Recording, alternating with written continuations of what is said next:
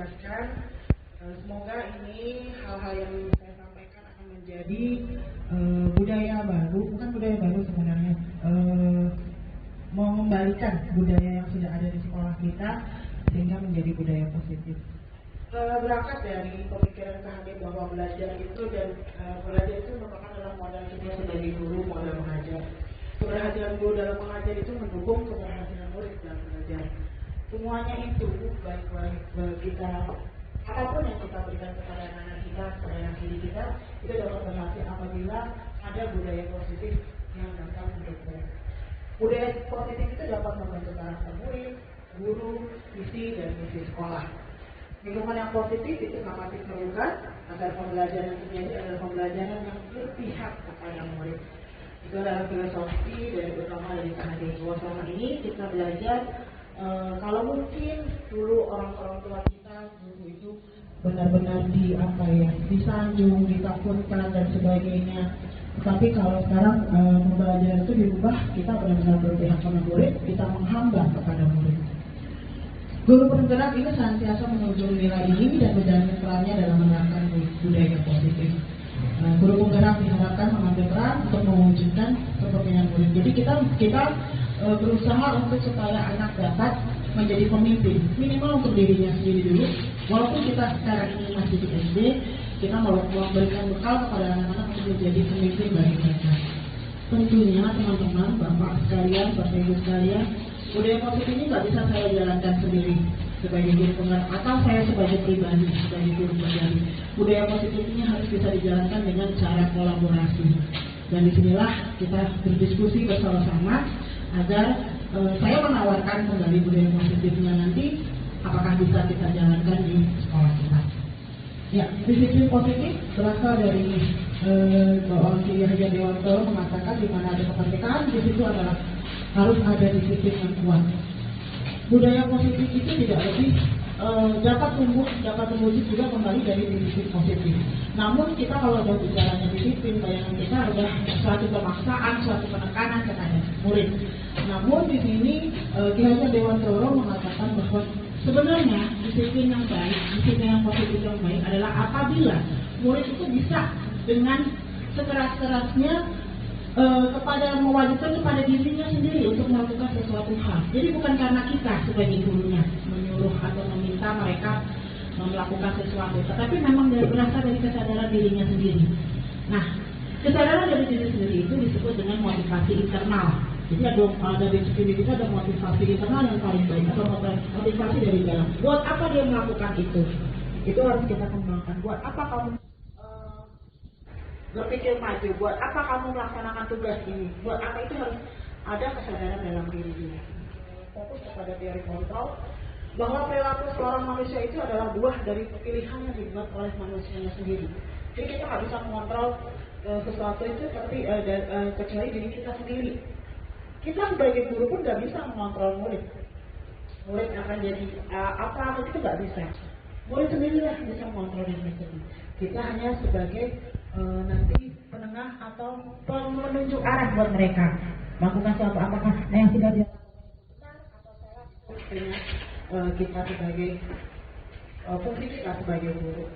Semua perilaku itu memiliki tujuan, bahkan ada perilaku yang tidak disukai dan hanya diri kita sendirilah yang mengontrol keinginan kita. Ini ditemukan oleh William Glasser, kenal juga dengan teori pilihan. Ini tadi sudah saya bahas tentang hukuman dan penghargaan. Kalau selama ini kita disiplin itu cenderung kepada memperbanyak hukuman agar anak taat, gitu ya. Nah, ternyata hukuman dan penghargaan itu sama-sama memberikan dampak buruk bagi anak. Nah, kalau hukuman itu biasanya kan bersifat tekanan, ya, keras, gitu ya, bersifatnya satu arah hanya dari guru, gitu ya. Kemudian hukuman itu bisa berupa fisik maupun psikis. Melalui mungkin adalah perbuatan, misalnya anak dihukum telat, tapi dihukumnya push up atau disuruh lari keliling lapangan. Itu sebuah hukuman fisik. Atau misalnya dengan psikis, terkadang kita tidak sadar sebagai guru, kita memberikan hukuman juga sebenarnya ke anak melalui pernyataan. Ya, kamu bandel berapa, kita sudah melabelkan si anak, gitu ya. Itu diharapkan atau kita kita sama-sama yuk mulai dari sekarang kita hindari agar sekolah kita memiliki kalau sekarang di lingkungannya adalah sekolah ramah anak, mungkin lebih ini lagi kita kepada budaya positif supaya kita sama-sama memperlakukan murid-murid kita agar untuk lebih baik. Satu hal lagi juga, ternyata penghargaan itu sama seperti hukuman. Dia bisa berdampak buruk. Kenapa? Karena dari penghargaan yang kita berikan, saat ini kita memberikan penghargaan, besok mungkin anak akan berlomba-lomba. Kita senang lihatnya, wah anak-anak pada senang hari ini kita kasih hadiah. Besok dia berlomba-lomba lagi melakukan itu. Tetapi yang dia lakukan itu sebenarnya bukan karena keinginan dari dia, tapi karena ingin mendapatkan penghargaan dari kita. Nah itu yang merendahkan gitu ya, merendahkan kemauan dia. Dia melakukan sesuatu itu hanya untuk mendapatkan hadiah, ya. Itu saja. Kemudian, nah ini mungkin yang materi yang akan saya berikan ini adalah posisi kontrol. Kita sebagai guru, kita berada di mana? Mungkin Bapak Ibu sendiri yang bisa merefleksi gitu ya. Ada 5 posisi kontrol guru. Yang pertama adalah penghukum. Dia selalu menggunakan hukuman fisik ataupun verbal. Kemudian pembuat rahasia besar. Jadi kalau penghukum itu udah oktavnya udah naik berapa oktav gitu ya, negurnya, kamu udah tinggi gitu ya, itu udah penghukum. Tapi kalau pembuat rasa bersalah itu tidak langsung menghukum, tapi dia memakai kata-kata yang lembut, tapi tunjukkan buat kepada keuntungan dirinya sendiri. Guru itu, nah kamu jangan begitu, kalau begitu nanti ibu dimarahin sama kepala sekolah, kamu jangan terlambat lagi ya. Itu kan bukan buat anaknya, buat gurunya, supaya si guru tidak ditegur kepala sekolah gitu. Tapi dia lembut gitu ya. Itu kalau posisi kontrolnya pembuat rasa bersalah. Kalau sebagai teman, kita ngomong enak bersama-sama teman, tidak menyakiti, tapi dia hanya mengontrol melalui persuasi. Kamu besok nggak boleh gitu lagi ya, besok kamu jangan terlambat ya. Itu sebagai teman. Terus pemantau, kalau pemantau itu dia mengawasi peraturan harusnya. Kita contohnya misalnya kayak terlambat, kamu tahu jam berapa harusnya masuk, jam berapa harusnya kamu datang, nah itu adalah pemantau. Nah yang diharapkan pada budaya positif adalah kita bisa berlaku sebagai manajer, yaitu mempersilahkan murid mempertanggungjawabkan perilakunya dan dapat menemukan solusi atas permasalahan sendiri. Misalnya tadi terlambat, mungkin kita ajak bicara, kenapa kamu terlambat? Gitu ya. Kalau kamu terlambat, kita ajak berdiskusi, kenapa kalau terlambat, apa yang rugi buat kamu? Kemudian kira-kira apa yang bisa kamu lakukan supaya tidak terlambat lagi? Itu yang mungkin lebih mendorong anak yang mencari solusi sendiri untuk permasalahan, bukan kita. Besok kamu nggak boleh tidak bukan dari kita, tapi dari anak. Oh ya Bu, mudah-mudahan yang dari anak. Oh ya Bu, besok saya akan berusaha lebih pagi bangunnya. Besok saya akan berusaha untuk mempersiapkan buku dari semalam dan seterusnya. Itu biarkan itu keluar dari anak. Kemarin saya sudah mempraktekkan ini karena memang tugasnya adalah memposisikan diri sebagai manajer dengan melakukan sedikit restitusi. Mungkin tadi sudah sedikit restitusi sudah dijelaskan. Dan memang efeknya buat saya pribadi ya, efeknya sendiri buat saya itu juga enak gitu ya. Negur anak, terus anak mendapatkan, ketika anak mendapatkan solusi dari permasalahan ini, itu kayaknya alhamdulillah anak saya masih bisa melakukan sendiri. Kemarin baru saja kejadian kemarin juga saya mengambil seorang anak yang dia sering iseng gitu ya, terus agak sulit. Kemarin baru saya sampaikan, kira-kira apa yang bisa kamu lakukan untuk memperbaiki? Itu rasanya anak bisa nerima juga senang, dan hari ini anak itu happy, anak itu juga ngerasa sayang ke anak terus karena diomelin terus sebelumnya gitu ya, karena dia iseng, bahkan suka ngumpetin teman Pak, ngumpetin kartunya, pernah ngumpetin tas temannya gitu ya. Pernah saya juga bilang agak keras, tapi kemarin saya coba panggil, kira-kira apa yang bisa kamu lakukan supaya ibu sayang sama kamu? Kira-kira, oh ya Bu, besok saya ini. Dan hari ini dia happy. Terus tadi hadiah-hadiah pramuka dia ide sendiri, Bu boleh nggak Bu, ini saya pasang Bu di kelas? Boleh, silahkan kamu pasang. Ya itu saya mencoba untuk mempraktekkan apa yang sudah terjadi. Nah di sini juga saya ingin ada aksi nyata yang sudah saya lakukan berhubungan dengan ini. Makanya saya mau fokus kepada rumah S.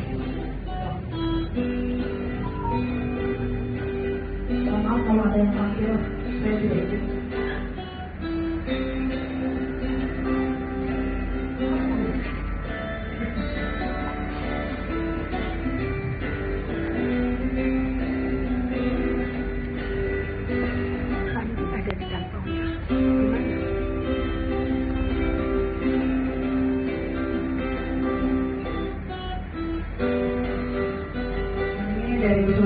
kembali. Kita mengenalkan kegiatan berbagai seragam dan kita lakukan di apel mengenai. Nah ini yang saya ingin berikan. Ini saya iseng-iseng itu di atas lantai 4. Saya ingin berkami dengan kelas 5 keluar kelas. Saya pengen tahu ya anak kalau ada bukan gurunya, apakah dia menyapa, gitu ya, akan dia bersalaman. Alhamdulillah anak-anak kita sudah mau bersalaman walaupun bukan dengan kelasnya. Ini saya bahagia banget. Padahal sebelum saya coba iseng, ternyata ini saya bisa pakai dan buktikan bahwa alhamdulillah 5 kita minimal sudah bisa berjalan. Ya kan? Awal-awal kan kita punya jangankan sama guru lain, sama guru kelasnya aja untuk menyapa, bersalaman masih seperti biasa ini sudah mau bersalaman. Saya bersyukur. Ini adalah hasil mungkin demikian yang bisa saya sampaikan. Kira ada teman-teman yang mau diskusi. Di sini saya mengajak kembali, kita sudah sebenarnya sekolah kita sudah bagus, sudah banyak sekali budaya-budaya yang baik gitu ya. Hanya saja karena kemarin pandemi gitu ya, jadi banyak sekali budaya-budaya yang harus tidak bisa dijalankan kembali. Nah, saya mengajak supaya kita dapat menjalankan kembali budaya yang positif. Nah ini Pak Kepala Sekolah ini sudah membuat jadwal tiket yang mudah-mudahan itu bisa kita jalankan dengan menyambutkan 5S bisa berjalan kembali. Syukur-syukur ibu-ibu atau bapak-bapak orang kelas tidak apa-apa itu bisa melanjutkan di kelas kebiasaan itu. Sebenarnya kebiasaan 5S juga tidak harus misalnya berbaris di Jakarta di luar ada apel atau upacara seperti yang Pak Wadi sudah dijalankan dengan menyanyikan lagu Indonesia Raya, menyanyikan lagu wajib itu juga sudah. Ini boleh sekali-kali nanti lagi ya. Kesempatannya. Yang ingin saya tanyakan ini hanya berbagi atau sharing ya Bu. Karena saya juga masih kurang informasi mengenai guru penggerak ini. Nah, yang ingin saya tanyakan tadi Ibu Fahmi mengatakan kita harus bisa memposisikan diri sebagai guru. Nah, itu ada 5 posisi, ada penghukum, ada pembuat rasa bersalah, teman, kemudian pemantau dan manajer. Mungkin bagi guru kelas ya mungkin lebih tepatnya seperti yang dibilang oleh Bu Fahmi tadi ya, guru memposisikan diri sebagai manajer. Mungkin lebih tepatnya seperti itu. Tapi bagi guru bidang studi apakah sama Ibu? Apakah sama harus memposisikan guru sebagai manajer atau di bidang yang lain atau di posisi yang lain? Mohon penjelasannya Bu Fahmi. Terima kasih. Oke, baik, terima kasih pertanyaan Pak Wadi. Posisi kontrol ini bukan sebagai guru kelas saja, tapi untuk semua guru. Mungkin kalau Pak Wadi atau guru olahraga itu adalah guru yang paling difavoritkan oleh anak-anak gitu ya, pasti. Biasanya posisi kontrolnya kalau saya mungkin dulu nih kalau saya ngajar di SMA gitu ya, itu kan biasanya menghukum gitu ya, atau memantau. Nah kalau olahraga tuh saya yakin pasti jadinya teman. Posisi kontrolnya rata-rata teman, ya kan? Dia jarang untuk hukum. Tapi nggak tahu kalau Pak Wida mungkin sering hukum. Nah, untuk manajer Pak Wadi itu siapa saja, bukan guru kelas saja. Pak Wadi sebagai guru olahraga pun bisa berposisi sebagai manajer. Contoh, misalnya anak tidak berpakaian seragam, ya Pak Wadi jangan langsung marahin gitu. Kenapa kamu nggak pakai seragam? Kan udah tahu sekarang pelajaran PJOK udah lain, udah beda tuh ya, udah menghukum tuh ya, karena udah mainannya formal gitu ya. Nah itu bisa ditanyakan dulu, kenapa nak, kenapa kamu tidak pakai seragam? Kita kan nunggu dulu jawaban si anak itu apa, jadi nggak langsung justifikasi gitu, nggak langsung kita pastinya anak nggak mau nurut peraturan gitu, nggak langsung kepala kita nggak langsung seperti itu, tapi kita tanyakan dulu kenapa, alasannya, lalu kita berupaya supaya anak tidak mengulanginya lagi di kemudian hari. Kita tanyakan, oke, kalau sekarang misalnya saya lupa Pak, misalnya jawaban anak paling cepat tuh anak dari jawab lupa Pak, paling gitu. Paling cepat tuh anak jawab begini. Oke, supaya kamu nggak lupa, bagaimana? Jangan kita nih, kan kita pasti pengennya kita makanya kamu kalau malam siapin, balik kita pengennya gitu ya. Jangan, kita tahan. Kira-kira supaya kamu nggak lupa, bagaimana caranya? Gitu.